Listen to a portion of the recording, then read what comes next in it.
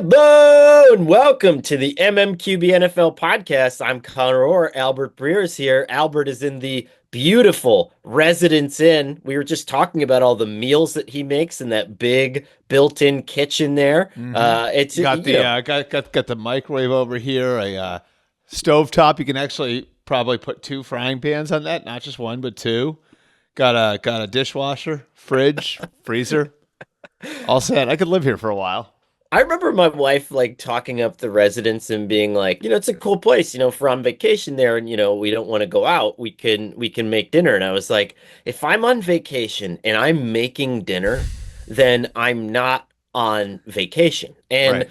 the residence blew my mind until I understood that there are some people who have very specific things that they want to eat all the time, and it's the ideal place to be because you can cook for yourself on Yeah. on the road. But like I've never fathomed that before. Like I've never done anything except hmm microwave coffee in a residence inn. You know what else it's good for is like with your kids, because like there's like you try to squeeze everybody into one hotel room and you're in a normal hotel and it can be difficult. Like we have three, so it's kind of an awkward number. But the Residence Inn, or like, so sometimes you either got to get a bigger room or you got to, work with the people at the desk or whatever. The Residence Inn generally, you have a second room with a pull-out couch, or it's like a big studio with a pull-out couch. Yeah. And so, like for a family, like last year we went on a ski trip and we wound up renting a place up in Vermont. But on the way up, right on the New Hampshire Vermont line, we stayed at a Residence Inn. And it was actually a lovely night's sleep because me and Emily had our bedroom over here and the kids crashed on the pull-out couch. Oh Wound yeah. up working out really well. There was a legendary reporter that covered one of the teams that I covered as well, and he made his own fried chicken on the road, and so he would always stay at a residence because he packed his fried chicken stuff and he made fried chicken. So did he have like Basically, a deep fryer that he would take out to like the like sometimes residents didn't have like the grilling area where you take like the yes, deep fryer out to the grilling area. yeah. So portable deep Sometimes you have a fryer, basketball court out there yeah. I at mean, some of the nicer ones. Yeah. I've never, that's the thing though, like outside of hearing the one story about him using the deep fryer, and then I've never seen like two people just meeting at a hotel and deciding to play like two on two, that would be like a weird thing, like in the, like, Although I will tell, I bet I know where it happens though. Is like, so we've gone on, so like obviously now with my kids, like we've been on like hockey trips and lacrosse trips and that sort of oh, thing. And the Residence Inn is like the sort of place like where you would like the team would have like a hotel block. And so I bet that's why those are there for like the groups of like the youth basketball team, the youth hockey team, the youth lacrosse team, whatever it is, like I bet that's where those basketball courts get used. I have to say, like the idea. I lived in a hotel for like an entire summer, and it like one time, and just the idea of Did you seeing. really? Do I know this? You might know it. I used to work Where for was it? NBC in Stamford, Connecticut.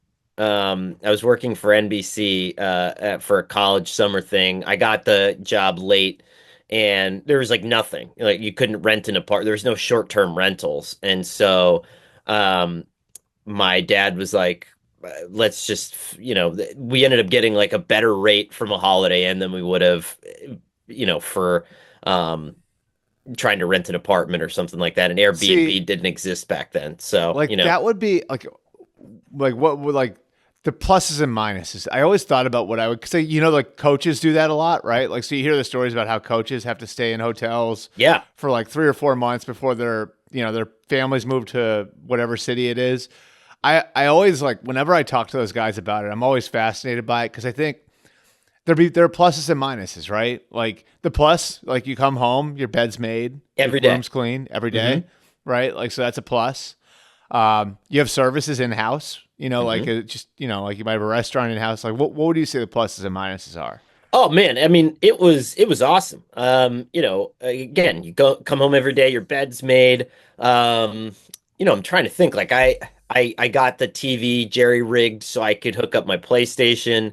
So I had a big TV with a PlayStation. I had the double queen beds. So instead of the one king, I guess that was like part of the stipulation. And so if I'm being honest, it was what, sophomore going into junior year or junior year going into senior year. You jump across the beds, if you were bored, you do some like flips and stuff. We were in Stamford, so it was drivable from the city, and there was a lot of Well, if you have concerts. like a buddy who like wants to come up and visit or whatever, Yeah, having a second bed helps. Yeah. yeah. So my all my friends from college came and crashed. All my friends from high school came up to see concerts and stayed with me. You get to become really good friends with everybody at the front desk, so it's nice to. First name basis with a lot of people in the hotel. I Oh bet. yeah. Yeah. So you go, Yeah. there, have a good day at work, Connor. It's like, oh, thanks, Crystal. And then you're gonna see her later, and it's cool. I liked the What only were the downside. minuses then? Only one. Well, there's What? two. There's Okay. two. One was the thermostat was wonky, so temperature control was a little bit hit and miss. Okay. And two was I couldn't get anything other than a mini fridge. And really at the time, that wasn't it didn't feel like a big deal. I lived with a mini fridge until I didn't have a full-size refrigerator until I was engaged and 27 years old. Okay. Because So, yeah, I mean, I ate a lot of like deli meat, you know? well, yeah, like that's what I was gonna say. Is like that's the sort of age where like you can like eat like a large sub for lunch every day with no regrets. You know what I mean? Yeah. Yeah. I mean, you're also young enough back then that you can put away like a pound of deli ham and it doesn't necessarily matter. Yep. But all right, let's get rolling. We have a lot to talk about. This was not a huge week in terms of the NFL calendar. I was talking about We this can with call it someone what it is. Like there was a really good Thursday game. There was a really good late afternoon Sunday game. Uh, the Sunday night game was good. Other than that, Yeah. Yeah. So let's start with the Sunday game because I think what we're doing is we're losing control. The Chiefs beat the Chargers 19-17, by the way. And so the Chiefs clinched the AFC West by doinking in a field goal at the last Mhm. second, which like obviously that's how that game's going to end. But I do think that the narrative is getting out of control with Kansas City where we just see them continuously winning games this way, and it's not necessarily an exciting brand of football. And I've heard the Patriots comps, and I get it, like all that stuff. It all makes sense to me. But Mhm. tell me what they're doing well, because honestly, because and I know that sounds ridiculous, Albert, but all we're saying is Yeah. like we're making them out to be this crap ass team, and I don't. I mean, now statistically, they are one of the worst 12-1 teams in modern times. Right. Statistically. However, you can't be bad and be 12-1. So like But this validates the Patriots comp. I get it. Yeah, but It is does. there It another definitely does. gear No, it with does. And like, I would say this. Like, so obviously, I was around that team a lot. You know what I right. mean? Like, and so I have a pretty good handle on like what those teams were. And I always thought like when it came back to well, it's Brady and Belichick as a reason why they were going to win the Super Bowl. That's when they were in trouble because it meant they were too reliant on that. You know what I mean? It meant they were too reliant on pulling rabbits out of their hat. And eventually that would catch up to them. And I think asking a team to do that a dozen times is much different than asking them to do it three or four times because the law of Right. averages is going to catch up to you. And so, like, I sort of wonder if that's where they're at. Like, there was one year when, God, who was it? They had I, they were playing in the AFC Championship game against the Broncos, and that was when like Peyton Manning's arm was falling off, right? And like that Patriots team, if you go back and look at it, who that two, I'm gonna pull it up on the NFL stat site, but I like honestly, like some of the injuries they had, like I think Edelman was out. They were relying a lot on Amendola. Hold on, I'm gonna pull up the AFC title game from that year and see who Brady threw to. But it was like I mean Gronk was in there and Gronk played like a hero that year. Um, I mean, yeah. So like I'm looking at like the guys who are in there now. Um, they actually were okay.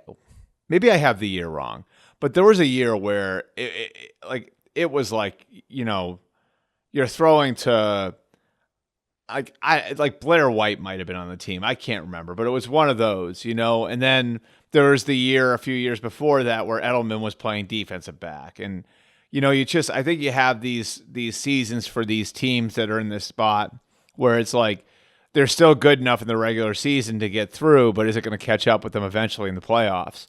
And for that New England team, it did. For the 15 team, it did. Uh, will it catch up to Will it catch up to the Chiefs? We'll see. But I'm with you. Like I don't know that you can win, 3 or 4 playoff games this way. I don't know if you can win 3 or 4 playoff games this way, but my question to you Which is the bar for them, right? That's the bar. right. But is this a vintage Patriots-like team in the fact that they're just sorting things out and they have another gear when it comes to the postseason? Or are we seeing a Chiefs team that's running on fumes right now? Because and here's why I ask what they're doing well. For example, like I think that their veteran pickups have been unbelievable. I mean, Samaje Perine threw an unbelievable block in this game. Like Yep. he's a stabilizing force back there. He's a better backfield blocker than Jerick McKinnon ever was. Not quite the receiving threat as Jerick McKinnon was. But they tackle in space incredibly well. Part of their offensive line is good, is really good, really steady. And so it's like, what are the things that I they're doing apologize, by well? the way. I had the names wrong. It was the 13 team that lost to Denver in the AFC title game. And that team did not have Gronk. It had Michael Human. Remember him? Yes. You know what I'm talking about. Yes. I apologize. I'm not trying to be disrespectful. I can't pronounce. I don't remember how to pronounce the name. It's Human Nui, I think, something like that. Right. That team also, the name I was thinking about, I went to Blair White. It was actually Austin Collie that was on that team. Austin Collie. So another ex-Colt slot receiver. I just had the wrong one. And Austin Collie in that AFC Championship game actually had 4 catches for 57 yards. So they Of were course he actually did. they were actually relying on him. I don't know how many people remember that Austin Collie played for the Patriots. They also had a player named Mulligan, who I can't recall, who had a catch for 6 yards in that AFC title game. So Mully. Mulligan, yeah. So yeah, like I think like it's the Chiefs are right now. They've had to duct tape together a receiver because of the injuries. Right now, they'll get Hollywood Brown back. They've had to duct tape together left tackle. DJ Humphries is out there now. We'll see what he's got left.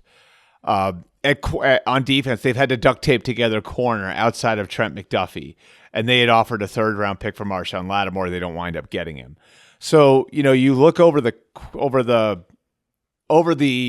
totality of the roster, and this comes back again to that law of averages thing I'm saying, right? Like you can win 3 or 4 games like that. Can you win a dozen games like that?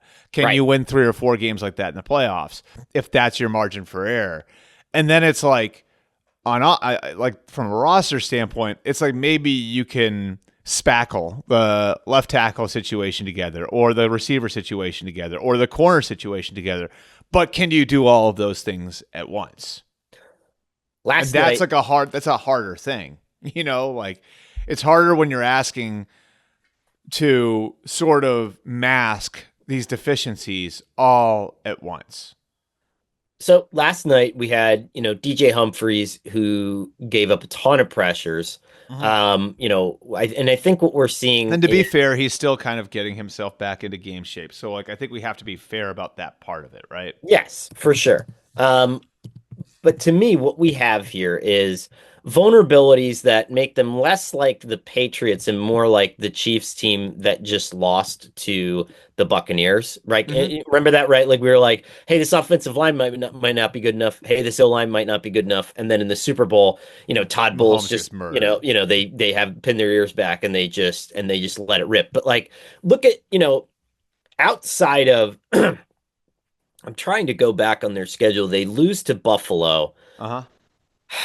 What would you say is would the last quality win may What? have been Thursday, September 5th against Baltimore, right? I mean, you had an out of sorts Bengals team that you beat by a point in week 2. You had a Falcons team that is kind of showing us who they are, that you beat by 5 points. The Chargers in week 4, the Saints. I Uh, see. I think the Chargers are quality wins. okay. I think it's a good Chargers team. It's not what it's going to be in a year or two, but I think that's a good Chargers team. So I'll give them that. San Right. Francisco, okay. And then after that, you have Vegas, a game that you could have lost because, Gardner Minshew was driving before he fumbled.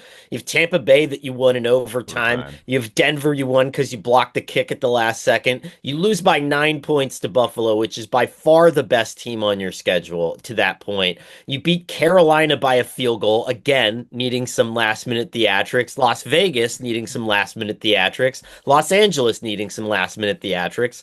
So now we have Houston, we have Cleveland, which, like, whatever. Well, That's not a here comes that 11-day stretch. yes. Now we're gonna see. And what happens if, I'm prepared to be blown away either way. And it doesn't matter necessarily for them because they locked up the division. I guess Yeah, you like want you the think bye. Jameis is going to get frisky?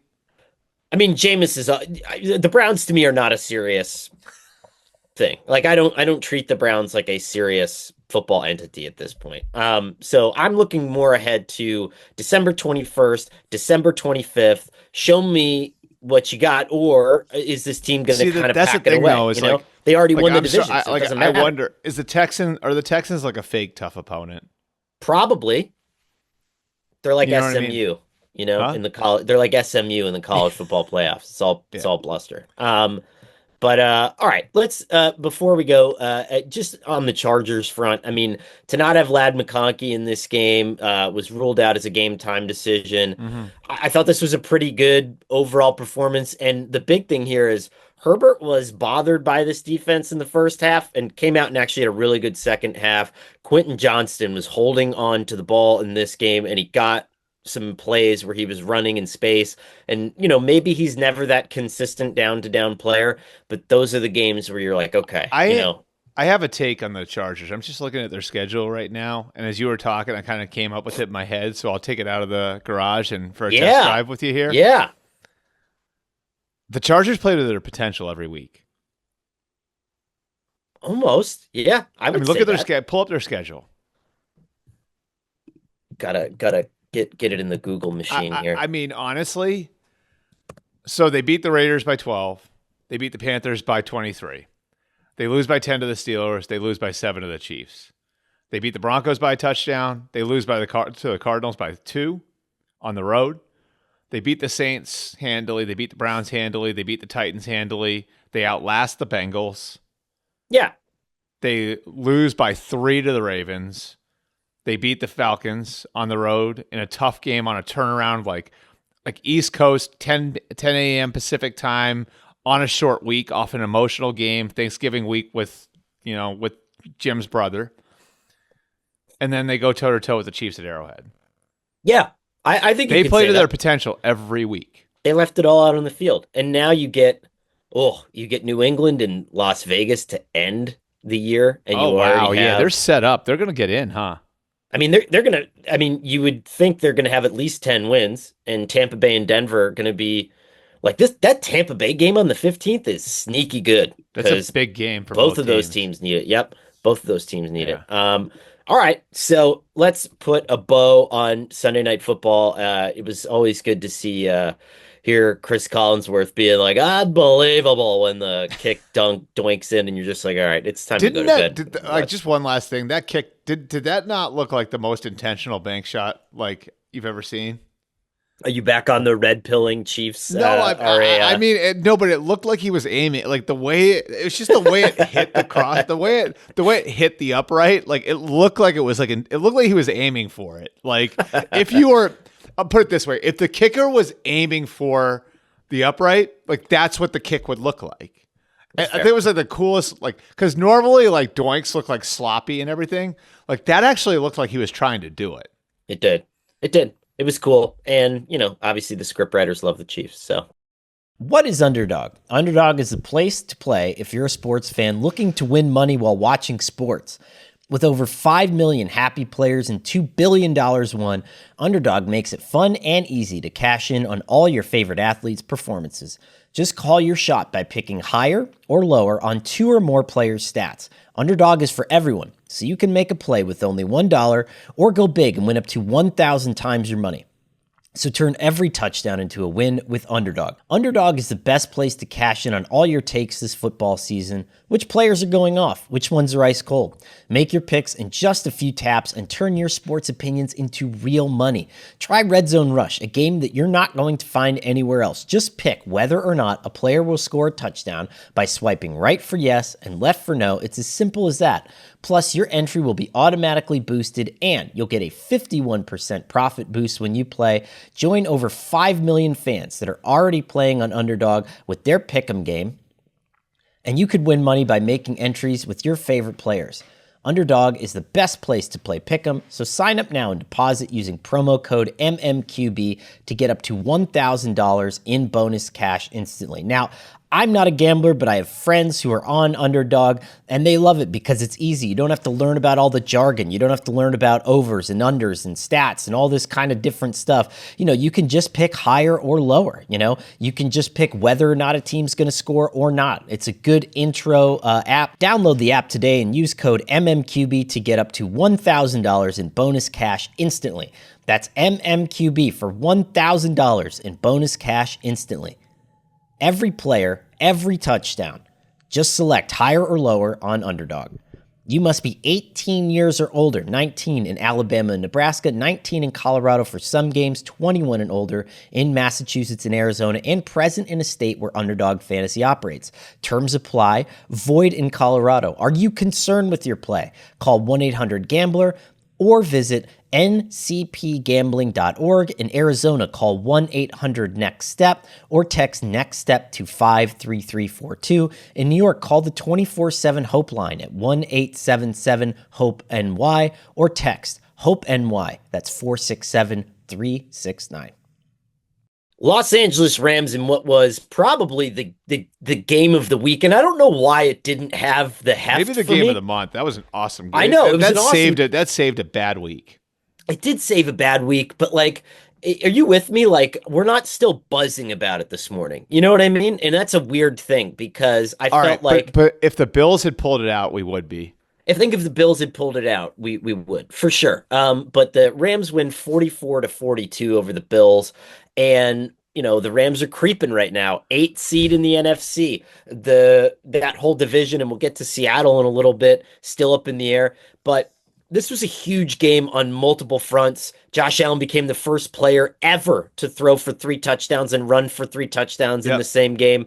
This may have been Puka Nacua's best game in the NFL, which is saying a lot. I mean, he was unbelievable in this game. Man. Such a monster. This Khalil Shakir had probably his best game in the NFL.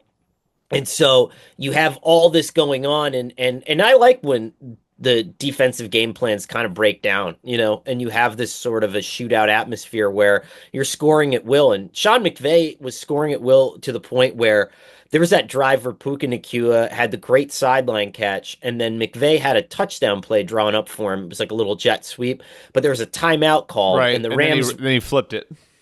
Yeah, the Rams ran the play. The Bills knew the Rams wanted Puka Nacua to run the ball in, so the Bills knew that the Rams wanted Puka Nacua to run the ball in, and at the timeout, they have all this time to prepare for it, and then McVay just inverts the call and runs it the other way. It was like the flip play button on Madden or NCAA. Yeah. First of all, I'm sort of starting to look at Nacua. Now, this is a bad comp because I think the right comp for him is Anquan Bolden. But there's almost like a Terrell Owens element to him in that, I just think I always felt this way with T.O. and Randy Moss. Moss was the more spectacular player, but I'd almost rather have Terrell Owens at his best because I think it was much harder to take Terrell Owens out of the game. You know what I mean? Okay. Moss, you had to devote resources to it, but you could take Randy Moss out of the game. You get physical with him at the line. You put a second guy over the top of him. Generally, you could take him out of the game if you were willing to throw resources at him. T.O. was different. T.O., you couldn't. There was really no way to just eliminate him from the game. Yeah. And I'd even argue he would, that 23 touchdown season that Moss had in 2007. I was covering the Cowboys that year. I would argue T.O. was every bit as good as Moss that year. I If you think go that's and look at fair. the numbers support it. He just didn't have as many touchdowns. And I would say like there's that element to Puka where it's like I don't know what you can do to take him out of the game. So there was a play when they played the Patriots where, and this was like unbelievable. Like I think it was probably the first series of the game, maybe the third or fourth snap of the game. You can go back and find it, Connor. They released Puka into his route between the tackle and the guard. And you could see the Patriots like when he released, you could see him go between the tackle and the guard. And the Patriots were like, "Oh my God, what do we do with this?" And before you know it, he's got the ball in his hands and he's running past everybody. Right. He's just that big, strong, like guy who you can play all over the formation, like where it's like, yeah, you can devote resources to him, but we've got a counterpunch for that. And we're going to we're going to find a way to put the ball in his hands, which Bolden was kind of that way too. So maybe I think Anquan Bolden is the right comp for him.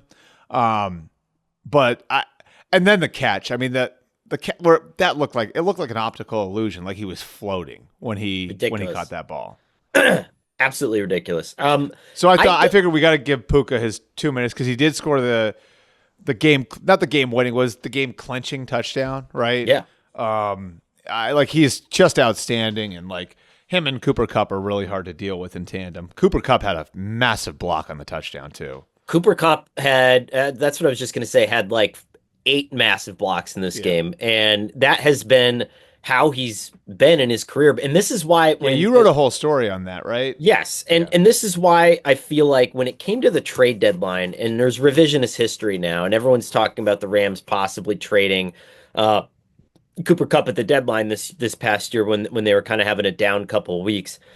No other team can do with Cooper Kupp what the Rams do. And I don't know what Cooper Kupp looks like in an offense where he's not blocking like 40 plays a game. And so I do think there's something to that. Well, and I would add to that, just I think it's like it could be like the age-old thing where it's like his value to the Rams is always going to be greater than what it is to other franchises, you know? No doubt. So it's like when you put him out on the market, it sounds good, but you know, I had reported at the time that like to even start a conversation, you were going to have to do better than the Jets did to get Devontae Adams from the Raiders, which was a 3 that could become a 2. Ostensibly, that means they would want a 2 for him.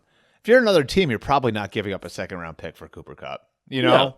But if you're the Rams, are we going to like let that guy walk for a 3? No. So that's the problem, you know? Yeah, exactly. I have 2 quick Bills thoughts. One is the only reason this team can't make the Super Bowl is we have to stop because I'm thinking about stories I'm going to want to do and what the big prevailing storylines are going to be. This Matt Collins foot thing has got to be, we got to stop doing this. Like I get that the guy doesn't wear shoes, it's very cool, but now like Chris Collinsworth is asking, or whoever I forget. Oh, Brady and Burkhardt had the game, so Brady didn't ask anybody because he's not allowed to legally interview anyone, which is awesome. A lot of prep going on there, but like Burkhardt was saying that Joe Brady, the offensive coordinator, now he doesn't wear shoes. Yeah. Now everyone's not wearing shoes. I don't want to talk to a grown man about this at the Super Bowl, and I know that's my choice whether or not to do a story about it, but you're going to get into like the airplane argument now. Well, we're gonna have like all these like feet people at media night, that are gonna want to do like foot Rex stuff. Ryan is back. Yeah, well, whatever. Rex, that was like a personal, that's like a personal preference. But like, you just like I don't want to talk about like grown men's feet, I don't want to talk about it. And it's maybe that's like a personal thing, but like, it's a cool. It was neat that you're doing it. That's just going to prevent them from getting the Super Bowl. Well, it's just that I don't want them there because I don't want to, because to peel back the curtain for everybody for just a little bit. It's Super Bowl media night. You have a lot of work to get done for the rest of the week because all the players and the coaches are there, and you're trying to, maybe you need to ask Matt Collins a question about, for a story that people would actually enjoy about, how the offense works or this play that they ran, whatever it is. And so you're in this massive scrum of people from every country in the world screaming questions. And like, I just don't want to be next to like, I don't know, some guy from, Norway asking about his feet. I don't want to do that. I just don't want to battle like And that. I, for one, don't blame you. Yeah, I'm just saying. That's it. The other thing is on a very much a more serious note, Sean McDermott, I feel for him because he solved, I think, the big questions about how he handled the clock in situational football late game, and then sort of reverted back to an issue in this one where, Josh Allen's on a heater. Just let him throw the ball. Don't burn a timeout and then change the entire complexity of the game, the entire Yeah. complexion of the game after the kickoff. Your team was rolling. Just give them a chance. Let Josh Allen drop Yeah. back and throw the thing. I get it. Like I also think we wouldn't be talking about it at all if they got the same result they'd gotten on every other sneak until then. True. Which was, you know what I mean? I totally get what everybody's saying about the clock management piece of it. At the same time, your margin for error, your path to victory at that point is so freaking narrow that it's Right. I want to do what I can to save every second I can, and that means running the surest thing I possibly can to get a touchdown right now to save that time off the clock. And so I do get that, if your plan was to kick away, then you think about it, right? So where were we at? 55 seconds there? Yes. Okay, so 55 seconds. The sneak gets in, you're at what, 53, 52, right? If then you're at 52, you have to kick the ball off. I'd say the Rams probably return it just to try to return it, just to run time off the clock. So now say that runs another 5 off. So now you're at 47. Now the Rams have to run 3 plays and punt. You're probably down to around 30. So, I think if you start to do the math in your head, maybe they're not getting the ball back until there's 25 seconds showing and you have no timeouts. So how much of those 25 seconds is running an unsuccessful pass play going to cost you? It could cost you 5 or 6 seconds if he's standing back there patting the ball. So my point is, if you say 80% of sneaks going to get us in, 55% this pass play is going to get us in because it's tough to throw down there. I don't mind it as much, Right. I don't know. I'm with everybody who's I think it's fair to criticize McDermott and Joe Brady over it. I get it. I also think there's another side to that argument, which is in that spot, it's just such a narrow path to winning. You just have to do the surest thing to get the ball in the end zone as fast as you possibly can. That's fair. With your 260-pound quarterback. I don't leave any less confident in the Bills than I started, No. and consequently too, I thought there was some shaky officiating too that kind of cost them. You're kidding. Yeah. In the NFL, Mm-hmm. shaky officiating. I heard our old buddy Andrew Siciliano. I saw some comments about how he was really getting after the officials in the Browns broadcast, but that's another story for another day. Good for Andrew. That's it. Unshackled by the league, finally. Boom. Able There to you tell go. the truth. Yeah. We all feel a little bit better. Love Andrew. Big shout out to Andrew. It's awesome that he's doing those Browns games. Agreed. Next one here, Vikings 42, Falcons 21. Falcons have dropped to the 9 seed in the NFC. This is a 4-game losing streak. So first things first, Sam Darnold, 347 yards, 5 touchdowns, a 78.6% completion percentage. He finished 0.1 percentage points away from a perfect game. And Kevin O'Connell said that in post game. How the hell didn't this guy get a perfect 158? That was a great line. I don't know how the hell this didn't add up to 158.3. Yep. I'm sorry. So he finished 0.4 away from a perfect Because he was game. 157.9, right? Yes. Yeah. 12.4 yards per attempt.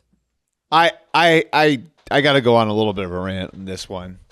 Can we stop?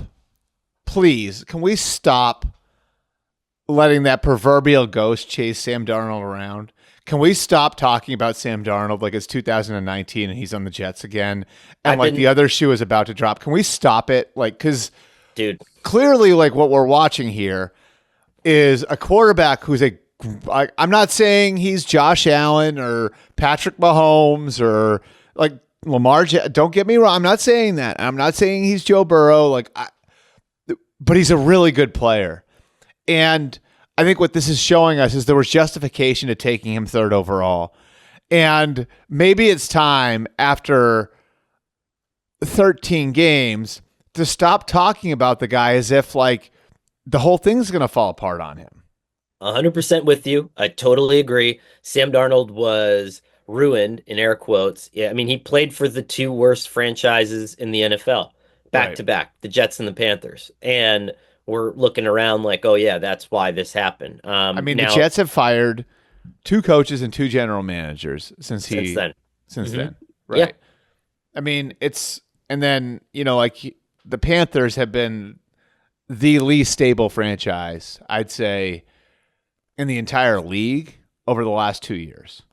And that Right. was what Sam Darnold was walking into. So I don't know. I just think it's like, I think there's like, between him and Baker last year, like there's a great like nurture versus nature argument here over what goes into quarter, and that's one we can't really flesh out here. But I think like environment determines a lot, when it comes to where the great quarterbacks are, what they become, and how they become that. Like, I mean, here's something that like I don't think a lot of people realize. Conor, do you know that Josh Allen, Patrick Mahomes, and Lamar Jackson were all drafted onto teams that made the playoffs the year before? Yes. All three That of makes them. sense. Yeah. Okay, now it's because the Chiefs and the Bills traded up to get those guys, and because Lamar fell to 32nd overall. So what does that tell you? And I'm not saying those three wouldn't have made it anyway. They might have. But, like, I don't think that's a coincidence. Like, these guys who tend to make it, like, end up are landing on good teams and are going into good environments and have Andy Reid and John Harbaugh and Sean McDermott to work with. Like, I don't think it's talking out of school to say like that really helps. And Sam Darnold was walking into a situation where the minute he walked in the door, like his coach was on the hot seat. Yep. No, I agree. And so with this, I mean, this game was incredible for Darnold, and anyone who says he was just chucking it up to a wide open Addison and Jefferson, yes, there was a 52-yard touchdown and a 49-yard touchdown that were ridiculous in this game. And the Falcons secondary is a disaster at this point; it's in tatters. But the Falcons pass rush is really good. So they had 10 sacks leading up to the last 2 weeks. They've had 9 over the last 2 weeks alone, and they've almost doubled their sack output. They've unlocked something with the front seven. They were getting after Darnold. They were making him work for this. This was not a cupcake 347-5, which, by the way, Albert, the last Vikings quarterback to do this was not Kirk Cousins. It was Dante Culpepper was the last Vikings quarterback to go Dante Culpepper 305. was electric for a few years there. He really was. And so on the flip side of this, I think that I'm with Raheem Morris, and I'm probably one of the few people who's with Raheem Morris. I don't see this as a Michael Penix problem that needs to fix this Yeah. situation. I think you ride it out with Kirk. I know it's an unsexy opinion to have at this point, and we survive on sexy opinions, Albert. So I'm leaving one in the holster here. But like, Kirk Cousins has thrown 6 interceptions in the last 2 games, but 4.5 of them weren't his fault. Receivers are running the wrong routes. Guys aren't stopping where they should. Guys aren't running routes that are supposed to be drawing other defenders away from where the ball's going. And you can say that Kirk doesn't have his fastball, but then there are moments in the game when he absolutely does have his fastball. And, before the half, the Falcons had 1st and 20 in 2 different situations because of holding calls, and he led them down to the goal line. And Raheem Morris was the one who called a field goal instead of letting them go for it. So, I mean, I think this guy is going to be fine. And what would you rather at this point? Like, do you want to throw away a playoff berth, potential playoff berth? You still have like a 34% chance of making the playoffs. Do you want to toss that out just to see what you have in Michael Penix right now? I don't think you abandon the plan at this point. No, Yeah. and I think like the other thing is like the makeup of the roster. it's like a relatively veteran roster. They've got a lot of older guys on the offensive line, right? Like in Matthews and McGarry and Lindstrom. They've got like rising young vets and London and Pitts and even Bijan. Defensively, they've got guys like Matthew Judon and AJ Terrell over there. So like I think part of it is for Raheem Morris is like I'm not serving those guys by throwing a rookie out there. Right. Like, what sort of message am I sending to my locker room? If it's like, yeah, like let's just go like see what we got. You're throwing a month of those guys' career away for what? Yeah. For trying to figure out something you should be able to see in practice. Right. If we get down to the final couple of weeks, then I get it. Like if they're out of it, if they're 6-9 going into January, like, and then I could understand like where it's like, okay, you want to get a little look at Penix, but while they're still in the playoff hunt, they're only a game back in the division and they swept the Bucks. So if they can gain one more game on the Bucks, they're back in control in the NFC South. Like, it doesn't make any sense to. This isn't. It's just, I hate using the term for it, but it's like a fantasy football approach to the whole thing. Yep. One more real game of consequence, I Mhm. guess you could say, this past weekend. Seahawks 30, Cardinals 18. What a statement by Mike McDonald and Yep. his team, and really disappointing to see kind of Arizona fall off here, especially because they started the game well. I mean, they started the game up 7-0, and then all of a sudden Seattle just comes out cannons blazing, and they get up on Arizona and then never relinquish the lead. I mean, Trey McBride was a ghost in this game until the end. And then on the flip side, you just have this fully explosive. I mean, this was the Zach Charbonnet game we were waiting for, even Mhm. though a bulk of his yards come on one big explosive touchdown run. But all that said, I mean, this is a changing of the guard moment in the NFC West, at least for this season, where Seattle's going to start amassing a lead here that they may not give back. I mean, Right. we're talking about the Rams and the 49ers, though, if they get healthy and blah, blah, blah. There's not a lot of time left in this season. And Seattle's 8-5. Are we sure Seattle's not the most talented team? Well, that's the other thing. So here's, I mean, and that's this is like the thing. Like, I don't think people realize and I don't know why, but this is a team that was in the playoffs 2 years ago that was on the doorstep of making it last year. And it was relying on a lot of young guys. if you look at the entirety of this roster, if I were to just describe to you the Seattle Seahawks in vague terms, right? Like, okay, win plus quarterback, right? Quarterback that you can Mhm. that can win you games, that is good enough to win you games. Maybe over the back half of this season, the best defensive lineman in the NFL. You have two elite wide receivers and three total very good wide receivers. You have two Mhm. dynamic backs. You have a developing offensive line. If I were I to mean, just like say, maybe I would say maybe the best young left tackle in the football. right, He's up there, right? At the very least. yeah. And so if I told you like, oh, that Defensively, team, you have Witherspoon. You have Julian Love.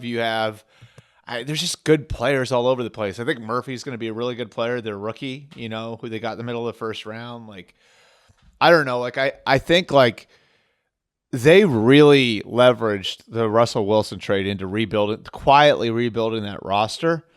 And I think they've got a chance to be good for a while with how they're set up right now. even guys like Tyrese Knight, right? Your fourth round draft pick. Mm-hmm. He's playing like Yep. 50, 60 snaps a game, and he's I would say one of the, well, I don't know, 20, 30 best off-ball linebackers here over the Mm-hmm. last few weeks of the season. So you have a I mean, lot of boy, this. Maffei's become a pretty good edge rusher. Boy, Like, Maffei's had a good season. yeah. I, So we have all of these ingredients together, and all of a sudden it kind of makes sense. It's like, oh yeah, this team is actually pretty good. Right, And it's and then hard. if you look at the way the Rams have been decimated by injury at certain points of the year, the way the Niners are just ravaged by it, it's like maybe they are the best team. I mean, if the Niners win on Thursday and the Seahawks find a way to beat the Packers, I think that's next Sunday night's game. Is that right? I think so. Yeah, so they host the Packers, so that's in Seattle. Um, then all of a sudden they're 2 games up in the division with 3 games to go. Yeah, these teams are running out of time to catch them. First time in Kyler Murray's career. I think he had back-to-back games with two straight interceptions. And you wondered, this was a big test for me because Mike McDonald, you're facing a divisional opponent 2 times in 3 weeks. He's the defensive game plan mastermind, and you shut down the Cardinals 2 times in 3 weeks, which is not an easy thing to do. Drew Petzing's a good offensive coordinator. Yep. So really interesting to see what happens with Seattle moving forward, as we said. And I don't know, man. I mean, I don't want them in the playoffs. Especially if they win that Especially if division, it's they get a home. home game. Yeah, Right. forget about Although I it. just looked at it and a weird statistical anomaly. They're 3-4 at home and 5-1 on the road. Yeah. Which I Step wouldn't it have thought. up, I 12s. wouldn't have thought that until I mistakenly just kind of came across it. So because right after I said what a huge advantage it was that they'd have the Packers coming in on Sunday night. Step it up, 12s. All right, we can buzz through the rest of this one because this this game was sleeper after sleeper. Let's hit the New York teams first, as I'm wont to do. Dolphins 32, Jets 26. I was absolutely blown away by Jonnu Smith at the end of this game. Another tight end who was a total ghost throughout the beginning of this game. And then all Mhm. of a sudden, 3 catches for 44 yards in the final period of this one. In overtime, you saw he got this short completion, and all of a sudden his eyes are just popping out of his head, and he's like breathing smoke. And I said so I called 2 moments, and I want credit for them, but no one's going to care because I didn't tweet them, which is fine. I, Twitter's a I scoreboard. Twitter's a scoreboard. I called in our group Slack, which you can actually Hmm. go look up, Albert, if you'd like to go on Slack. Is Wow, I, that sounded I like a shot. I'm I'm just still in kidding. the Stone Age. I still use text groups, not Slack. So I'm just kidding. I no, said no, no. I deserve that. I have earned that one. I said 4 plays before Cousins threw his second pick. I said he looks like he's going to throw another one, and he Hmm. did. And then when overtime started, I texted my fantasy football co-manager. We were in a desperate do or die situation to make the playoffs, and we had Tua Tagovailoa. And I said, "Don't worry, he's going to throw a touchdown in overtime, and he's going to throw it to Jonnu Smith." And man, I nailed that one. Wow, Felt good. Yeah. that's awesome. That's Yeah, it awesome. kind of, Johnny Smith's been a good fit for them. Jonnu Smith has been, and it's weird to say this, right? Because Mike McDaniel has all these weapons, but like you need that guy like Kyle Juszczyk in San Francisco, right? The That chain kind of mover, the like unlocks it all, you yeah. know? And before it was just the fullback, right? But now Jonnu Smith adds another dimension. Over the last, I think, since the bye week, he's been like the second best tight end in the NFL. Hmm. It's insane. Well, he's like the guy that can like make you pay underneath, catch and run, for overplaying the receivers, which obviously your first and second concerns playing against them is always going to be Hill and Waddle. So he's been a really good fit. They've won 4 or 5 now too. I mean, I think Tua's played great football. Like I think this year has been like I think a good lesson for all of us, myself included. Like that maybe we were looking at Tua the wrong way. You know, I that maybe, and I just think he's such a difference maker for them, and the way that Mike McDaniel's built that offense, and now they've won 4 or 5. And here's another sneaky big one next week: Miami at Houston. I think they're gonna boat race the Texans. You think so? I do. And in a game too where you're right. I mean, uh Devon Achane, 1.7 yards per carry. The Jets defensive line is still really good, Hmm. right? And they play well. It's everything else around them that's a disaster. And I made the unfortunate mistake of telling my fantasy co-manager, I was like, listen, Sauce Gardner's out of this game. Let's start Tua. We've Tua and Geno Smith. And I was like, let's start Tua because they're gonna roll over them with Sauce Gardner not being in. I kind of forgot that Sauce is not having a good season, and they were almost kind of better without him and played pretty well for the first Yeah. half of the game without him. Um, Garrett Wilson had 114 receiving yards, Devontae Adams 109 and a touchdown. But Aaron Rodgers took some gutting sacks in this game, 339 yards, but kind of Hmm. pushed them out of field goal range in this one. And so it's like it's this weird two sides of the coin thing where this offense seems to be coming around and it's starting to look like the thing that we would have expected. But I mean, they're 3-10. They were statistically eliminated from the playoffs at this point, and we're just looking for Rodgers' big Netflix documentary here I'm coming looking out. up like this stat that Brian Costello had yesterday that was just insane about like where the Jets are on defense right now. Hang on. It was something like, where is it? The Jets had 0 quarterback hits. Tua attempted 477 or 447 passes. Sorry, not Whoa. 447 passes. That would be a record. That would be a record. Yeah. So, I mean, that's a function of. I have a sneaking suspicion that's the ball coming out really fast because guys are open. Yeah, two had I think it was sub 2.5 Mm-hmm. seconds, which is nuts. I mean, that Electric. is that is Tom Brady fast. Yeah. And that's what Mike McDaniel wants, right? You don't want that guy standing around with the ball in his hands. Mm-hmm. That's kind of when the bad stuff happens. Your boy Darren Rizzi, New Jersey's own from Hillsdale, with another big Riz. win, 3-1 as the interim head coach of the Saints, 14-11. This 14-11, by the way, 14-11, 14-11. Let's just, let's get that, let's lock that in. That was the game. But just a We saw a batch little life from the Giants, I thought. a little life in the second half, I thought. And so in the first half, I had tweeted this. I was like, the Saints scored a rushing touchdown where it was like the guy had the ball. The first hit was made like 5 yards from the end zone, and they just pushed the Giants all the way across the goal line for the score. And I was like, how indicative is this of New York football this year, where the Jets and the Giants have been on the other end of so many just no effort plays? Yeah. And I thought, okay, they're going to mail this in and they're going to get rolled by 3 touchdowns by the Saints, which is God. I mean, think about how insane that is. Mm-hmm. But in the second half, Drew Lock brought them all the way back. And if it wasn't for, and this is like where the game goes sideways, if it wasn't for your backup offensive lineman who kind of body slams a guy on a field goal and gets the field goal called back, and I agree with Brian Dable on this.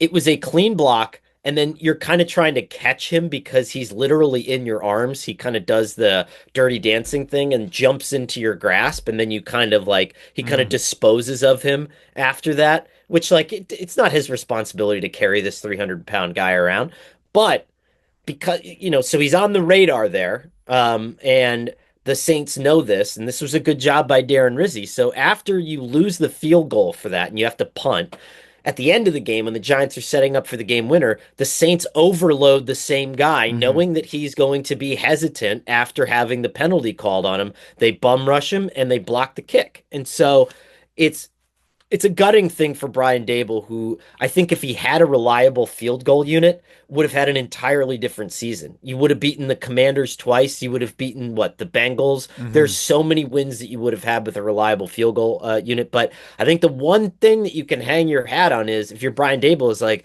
yeah, man, I called a pretty darn good game for Drew Lock, and I got him to the point where even after he threw a pick at the end of this one, we got all the way back down the field to put ourselves in a position to go to overtime. Yep, and like that stuff does matter. It That I mean, does. I think that stuff.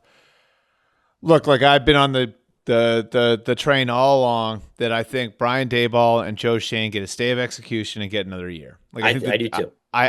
I really do believe that. I don't think John Mara wants to pull the plug. I think he likes those guys. I think he does. I think he knows like a part of the problem right now is systemic because they've turned it over so many times. Like I do think he would, given his druthers, stay the course for another year. That said, they haven't won a game in 2 months. I believe if you went on StubHub, I saw this on Twitter yesterday. You could get into MetLife for $1. Okay. There were tickets available for $1. I'd imagine the actual crowd, not the announced attendance, reflected that, and that's stuff that owners feel. Like that's stuff that like it's easy for all of us to say, like from while we're watching on TV, like this looks like this looks like that. Like when an owner sees like an empty stadium in December, it's a pretty jarring sight, I'm sure. Can I, And you yeah, brought up the Giants owner. Can I go in a little bit of a rant here? yep, Okay. And don't mind the fact that he's literally, if you're watching this on YouTube, right behind me. I don't know if you can see that. There's a picture of John Mara. I did a profile of him a couple of years ago. He's right there. It was It's a a Star Ledger profile. Looks like newsprint there. yeah, it was a Yeah. good old fashioned Starlet. So Giants fans are so difficult to pacify. And I think that they just, because of a lack of attention that they're getting for some reason, they love this theatrical thing where they're like, oh, woe is me. You won two Super Bowls fairly recently. Mhm. John Mara is one of and Steve Tisch are this is one of the 10 best ownership groups in the NFL. To wear a paper bag over your head to that game yesterday with sell the team written on it, to fly a plane over the stadium that says fix this, John Mara. Like, how big is the stick up your rear end if you're a Giants fan? Do you want to go across town and have Woody Johnson as your owner? Do you want to try that? Like, arguably the worst owner in professional sports. You want to go have David Tepper as your owner? Like, John Mayer's biggest fault as an owner, and this drives me like absolutely bananas, right? John Mayer's biggest fault as an owner has been patience and loyalty. Like, okay, he was a little bit too loyal to Tom Coughlin, and that got you another Super Bowl, and he tried to fix the problems that he had with the people he had in Mhm. house. I mean, okay, he was a little bit too loyal to Daniel Jones because he wanted to see if he could get the best out of him. He was a little bit too, and all this stuff about like the Giants fans being maligned as part of ownership is asinine to me. I think it's totally ridiculous. Like Giants fans have good ownership. Like like look around the league. There are guys that Mhm. they don't spend money, they don't care about the product. Like he's trying to build something, and part of the reason they're so bad now is because they were extending out that Super Bowl season and that Super Bowl team for so long to try to make the most out of it, you I know? so I think doing Hard Knocks has exacerbated it because it Yeah. like highlights the mistakes, right? Yeah. So I know there are some people with other teams that feel like Daniel Jones was playing with no confidence this year and that Hard Knocks was a factor. That like Yeah. Daniel Jones having to watch like his own professional like death happening on a streaming platform was probably pretty jarring for Kind of a him. bummer. Yeah. Yeah. Like, and then being brought back from the dead when they couldn't get Drake May, which by the way would have been a pretty good trade, right? Like the quarterback they wanted looks really good right now. For So sure. like I think that would say that would no one that's one thing no one's talking about now is there were two teams that wanted to trade up for Drake May with New England. One is the Giants. The other one I would say is probably as good at identifying and developing quarterbacks as anybody in football right now. That's the Vikings. Yeah. Right. Those are the two teams that wanted him. So, but I do think like the Daniel Jones thing, the effect that had on Daniel Jones, and then the Saquon thing has like just turned the volume up to 1 million on this whole thing. And you know, I sort of feel for the Giants on this because I do think that there was a little bit of a bait and switch on what they were sold and what that thing became, and it's put everybody in a really difficult position there.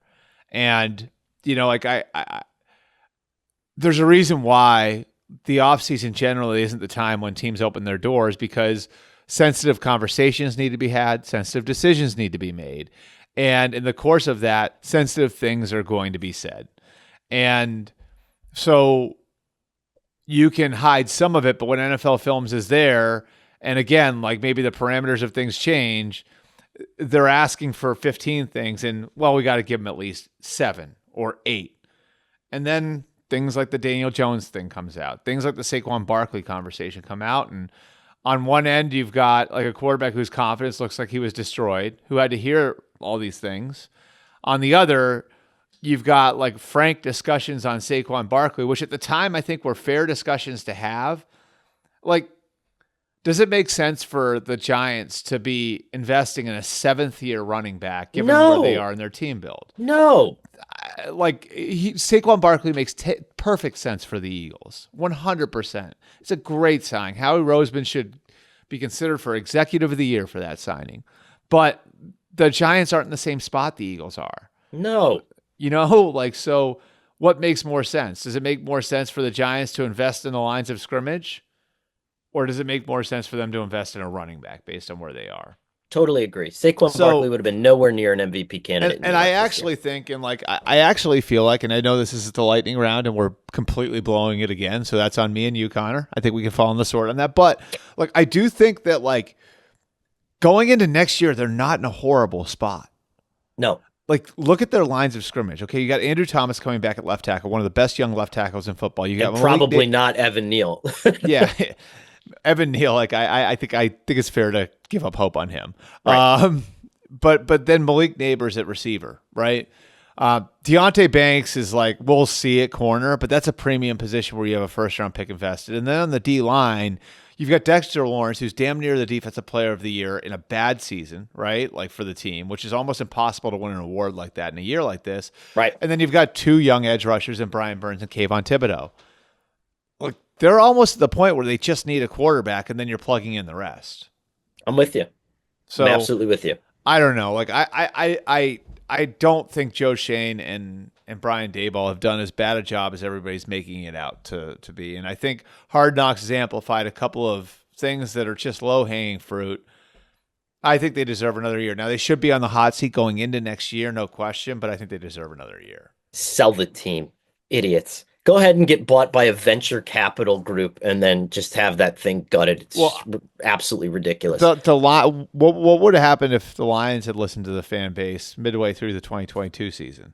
Yeah. Sell the team. All right. Not too much here left of note, Albert. I would say Eagles 22, Panthers 16. If Xavier Legette catches this ball at the end of the game, we're talking about like an all-time program-altering win for the Panthers, but I And still someone think them losing $3.1 million, I think. Is that right? really. Yeah, so there was something floating around about like there being a bet, like someone bet Panthers money line. So it was like $3.1 million bet to win. I don't know. It had to be like 440,000 or something like that. So the guy got by on the skin of his teeth. Wow. That's unbelievable. But survival win for the Eagles. Not Mhm. necessarily a confidence builder, but as What do year you make of over, AJ Brown afterward? I mean, I think it's ridiculous. Like, I think if your team is on like an 8 game winning streak or Mhm. whatever it is, a 9 game winning streak, can you just Have you heard my Willie Parker story? no? Okay, so this is great. This is like one of my first years covering the league. This is '08. So the Steelers win the Super Bowl, right? You remember Willie Parker, right? Yeah. Okay, so Willie Parker was part of like at that point a platoon with Rashard Mendenhall. Mendenhall got hurt, so Parker's the guy again. And it was like near the end of the year, and the Steelers were rolling. And Willie Parker said something in the locker room about needing to get back to playing Steelers football, right? Which you know what that meant. Hmm. Means the running back gets the ball a lot.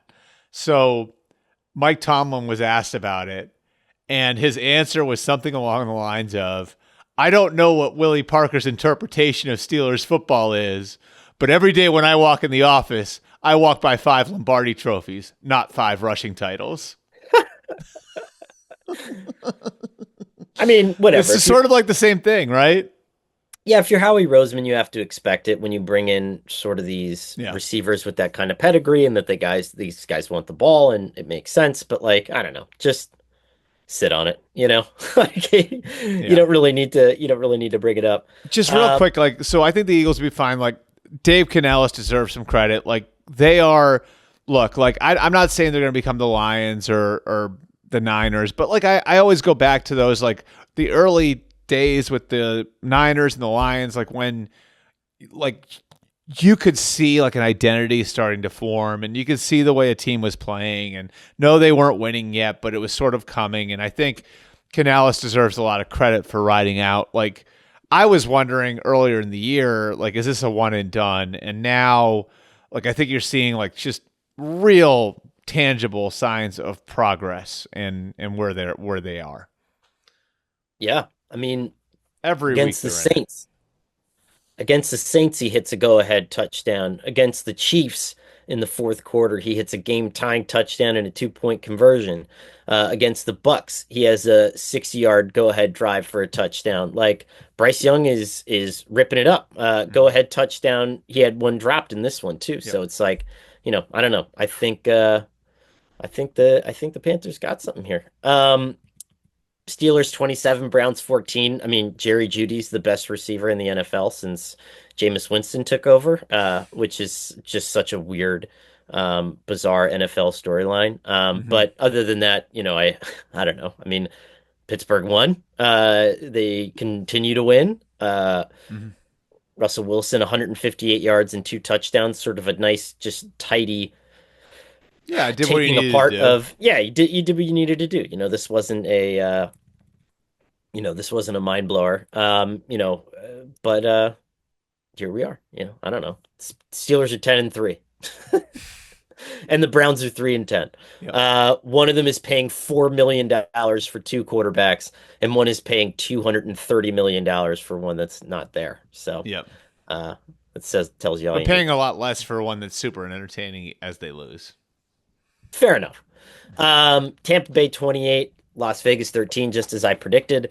The Bucks were going to come back and steal this division from the Falcons. Sole possession of first place. Unbelievable. Take that, Really Conor is. Orr. I mean, listen, I converted, but yeah, I don't know some when I'm going to let that go. I don't know when I'm going to let you off the hook for that. I don't know when the Bucks are going to let it go. Yeah. Desmond Ritter had to come in this one, so Hmm. lean times here for the Raiders, who seem to be on a collision course with the number one overall pick. So that's kind of Shador Sanders in Vegas. yeah. How about that? What could go wrong? Um, Jacksonville 10, Tennessee 6 in what may have been the worst game of the season. Mac Jones gets a dub. I don't know. I mean, Will Levis is actually playing pretty So I well. have a buddy, and I'm not going to name him because did you see what Mac Jones was wearing after the game? No. Um, so he was wearing like this like turtleneck like burgundy blazer number that was sort of interesting. And my one buddy who again he's in the media also, and I'm not going to out him because I don't have his permission. It's a guy named Jim Murray in Boston radio who's I'm good friends with. I don't think he'd mind. He said that Mac Jones looked like Will Ferrell doing Robert Goulet. That's good. So that was my highlight of Jags Titans. That was a vintage like color rush Thursday night like Jaguars Titans showdown. I really, I really like that. I think Yeah. that's good. That's solid. Yeah. Yeah. So before we get out of here, I think we should Mhm. address the fact that Bill Belichick might be the head coach of the North Carolina Tar Heels. By the time this posts, By the time this posts, it's all the other. Correct me if I'm wrong, but all the other big names, Albert, seem to be falling away here. The what was it? The Tulane Tulane coach? coach, yeah, the Tulane coach Summerall, I think his name is. Like, yeah, he pulled his name out. It like it looks like there's a good possibility of it happening. I know that there's been pretty consistent dialogue over the last week to 10 days between Belichick and North Carolina. They've met in person. Um, yeah, on the face of it, it doesn't look like it makes a lot of sense. I think there are a couple things at work here. Number one, I think Bill was legitimately shocked by the lack of interest last year. That there was not more teams lining up to hire a coach who'd won 6 Super Bowls, who'd been to 9, who'd won 17 division titles in 19 years. So I think he was legitimately stunned that at how tepid the interest was after he was fired last January. Number two, I think his look at the landscape has sort of and the 30,000-foot view that he's gotten this year has sort of bolstered his idea that so many of these NFL franchises are complete bleep shows. Whether he's right about that, you be the judge. But like, I think he looks at some of these teams and is like, is he going to go work for Kevin Warren in Chicago? Is he going to go work for Woody Johnson in New York? I think like the reality of the situation is starting to strike him a little bit too, where it's like, okay, like exactly who am I going to be working for if I go back to the NFL? So I may have more limited options than I would believe I deserve to begin with. And then among those limited options, how many are going to be ones I just don't have any interest in anyway? Right. So there's that, right? And you remember the old Jimmy Johnson thing, you're only competing against 8 teams every year anyway, because everybody else just doesn't have their crap together. I don't think he wants to work for one of those teams. And then I think that there's like his study and the people around him, their study of the college game. And I think what they found is the college game is moving closer to, not further away from the pro game. NIL is salary cap. The transfer portal is free agency. And where like you'd have all the entanglements, the bureaucracy of an NFL team to deal with in the pros, in college, the coach is the king. Right. So the coach is going to be able to set it up however he wants to set it up. There's also the reality that if you've got enough money, you can build it really, really fast, and probably faster. We saw what like Kirk Cignetti did at Indiana this year. You probably can build it faster in college than you can in the NFL. So how does he do it? Well, I think he does it like Deion did it. Deion does zero home visits. So the whole thing about Belichick recruiting, like if you got a big enough name, you sort of don't have to. And now NCAA rules, which is something Belichick paid attention to too, have changed. So you can send people beyond just the 9 designated coaches or whatever it was before out on the road to recruit.